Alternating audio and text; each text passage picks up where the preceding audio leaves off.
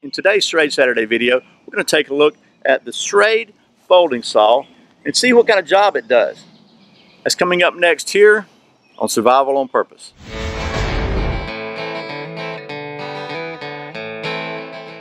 Welcome back to Survival on Purpose, your home for information and gear reviews related to camping, survival, and general preparedness for regular folks. My name's Brian. Thanks for joining me. So the folks at Schrade were kind enough to send me one of their SCSAW folding saws so I could show it to you.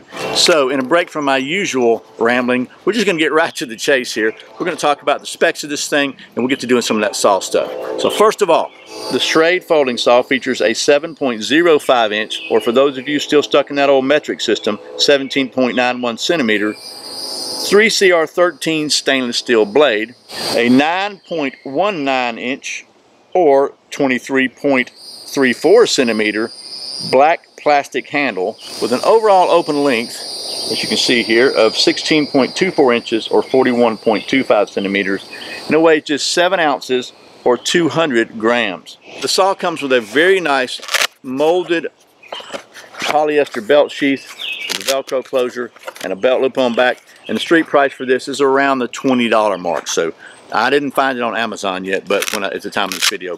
So pretty decent little setup here with a nice pouch. So now we got time for just a little bit of rambling. So first of all, Schrade had sent me you may recall, one of the axes that had the built-in saw and a couple of other items that had saws on them about a year and a half ago, and they just did not, they didn't cut very well, to be honest with you. So I got back in touch with Schrade and they went back to the drawing board, and man, I'm sorry, I got mosquitoes eating me alive.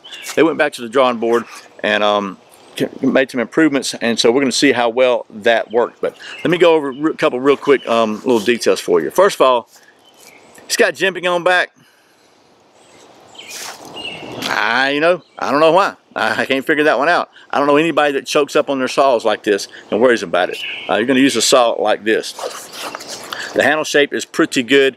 It's plastic, but it's kind of rubbery, maybe TPE sort of. Has a push button lock here on the back, so it's just in a slot, and it just you push it, it locks. It locks open only, does not lock closed. Okay, but it does fit right in pretty well. It's like, unlike some saws I've seen which kind of want to wobble around, you got to force them into the groove. You just shut it and it shuts. Has a lanyard hole here that the saw blade does not enter into the cavity, which is, I've seen that problem on some other saws. And you can even flick this thing open, although I wouldn't recommend that because that's probably not good for the hinge. It's not what it's designed for, but basically you just open it up. Opens very smoothly. It locks very positively, it feels like, and very easy to use. And then it's got this nice nylon pouch. Now at the $20 range, it's about the same price as a Baco, but the difference is you get this pouch. I don't know that the steel is as good as a Baco. I don't know if it has a tapered blade or not, like a silky. I guess the best way to figure out if this is a decent saw or not is just to do some saw stuff. So let's take you down to the old stump top now and do some of that saw stuff. Okay, here we are down the old stump top. I've got a piece of small pine, maybe 3/4 of an inch or so, piece of split out oak, which is going to be harder to rock, and then a pretty good size, about a 3-inch piece of poplar. So I thought we'd do is just get right to it. We'll start with something easy. We'll start with the pine. We'll try that. See how quickly it goes through there and how well it works, because be still.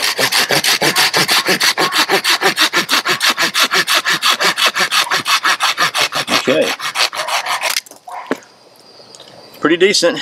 Nice smooth cut, as you can see. So these blades seem to be offset just a little bit, which I think was one of the problems with the first saw. There was no offset in the blades. It feels like they're offset just a touch, and they're like double ground at least, maybe triple ground. But so let's try the oak. This is going to be a lot tougher. We'll try it and see. I'm sure it is. It's tough stuff.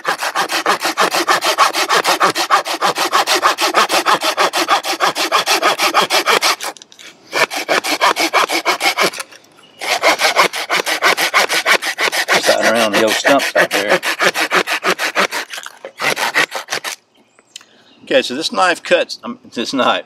saw cuts on the pull stroke, which kind of can be helpful. Make it a little easier, keeps you from jamming and bending the saw blade. So again, nice smooth cut on the oak. Get something a little bit bigger here and we'll try it. I'm just going to cut a piece of this off. Maybe use this later for a batoning test. So I'm going to cut about 6 inches of it off and get my foot up here and see what we can figure out. This is a little bit tougher probably, but because it's so big.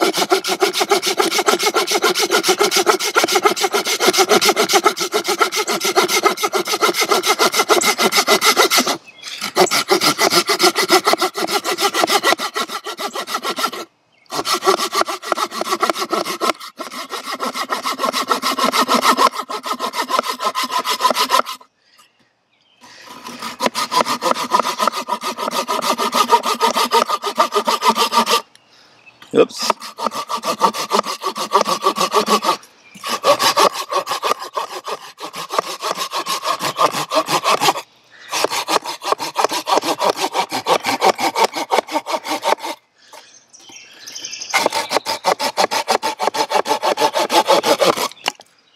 Okie dokie. So, actually not bad there. So, let me give you some final thoughts about this. Maybe try to answer a couple of questions, at least that I know a lot of folks are going to have, and we'll wrap this thing up. Okay, so, first of all, this saw, in my opinion, performed a whole lot better than the original. I guess they maybe were even testing prototypes that they had done and sent me about 1.5 years ago. You didn't even see any of those because it was kind of like they would just send them to me to test, and they didn't do very well. So well, I let them know that, and they made some corrections, obviously, because this saw cuts a lot better. Now there's going to be a couple questions I know some people are going to have, and maybe you're one of them, so I'll go ahead and try my best to answer them in advance to save you the trouble of typing on the keyboard. But people are going to ask me, how does this compare, I'm sure, to A, the Baco Laplander, and B, the Silky, the Silky Gomboy. And we did a folding saw shootout on the channel a while back, compared to several saws. This was not one of them because it wasn't out yet. Oh, mosquitoes are eating me up, man. And so I got to say, let's talk about the Laplander first. I think that look, it's very subjective to say what's what, but it seemed to cut pretty well. Maybe not quite as good as a Laplander, but one thing I will say is this has a little more aggressive teeth, so it's probably going to do a little better on greenish wood. I know that's a big difference. This is what I'll consider medium teeth. Laplander has, in my opinion, does a little better on dry wood, but that's just my opinion, right? And then, how does this compare to the Silky? Honestly, I think the Silky is probably a better saw. It cuts better. It's I think it's probably stronger in the construction of it. It's got a metal frame. This is plastic. Silky's just kind of like, in my opinion, is one of the premium folding saws out there. I will say this cut's pretty good. I don't think there's anything wrong with it. I think it's a good cutting saw, and the one thing that I do like about it is, even though the price is at 20 bucks, you can find, you can find like a Corona maybe for 15. You can find other saws for around the $15 to $20 range. Bacos are about 20 bucks. For that price, for any of those saws, you're not going to get a sheath like this, which I think this is a really good value because it's a really solid molded sheath, fits in there very well, got the Velcro closure on it, and a belt sheath here. So if you wanted to use this, carry it on your belt because you're doing a whole lot of sawing, whether you're making shelters or you're just clearing brush, clearing shooting lanes or whatever, you got this here, and you actually can go ahead and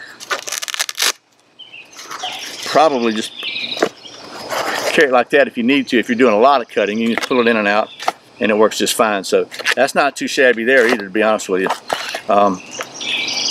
It just can be really handy if you're using this a lot for whatever you're doing. Fits in really well. A lot of value here, in my opinion, in the sheath. So all in all, I have to give this one a thumbs up. I was a little concerned because of my experience with the original prototypes, and they were just not good. I don't know what the deal was. Maybe the blades, the teeth weren't properly shaped or whatever, but I think they've corrected that problem, in my opinion. This seems to cut very well. It's got a very comfortable, kind of a grippy handle, very nicely made. I'm really not sure what the purpose is for the jimping on back, but at the end of the day, it doesn't hurt anything, right? So, but I did want to show you one other thing, which I think is cool about the saw. If you need to, you can strike a ferro rod with the back of that thing, which I think is just, obviously, you know I like that. So, anyway, I guess that's about enough rambling. Hopefully that's answered some of your questions. For about the same price as a Baco, you can get both this saw and this case that goes with it. Is it as good as a Baco? Maybe not quite as good, to be honest with you, but is it good enough?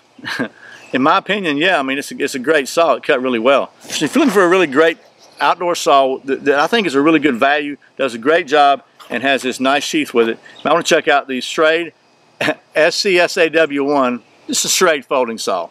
Once again, thanks to the folks at Schrade for sending me this so I can show it to you. And as always, thank you for watching Survival on Purpose. I put out a brand new video every Friday and Saturday, and very often random videos throughout the week. You can check out another one by clicking right over here to your right. And if you're not subscribed, I would appreciate it if you would click right down here in the corner and subscribe.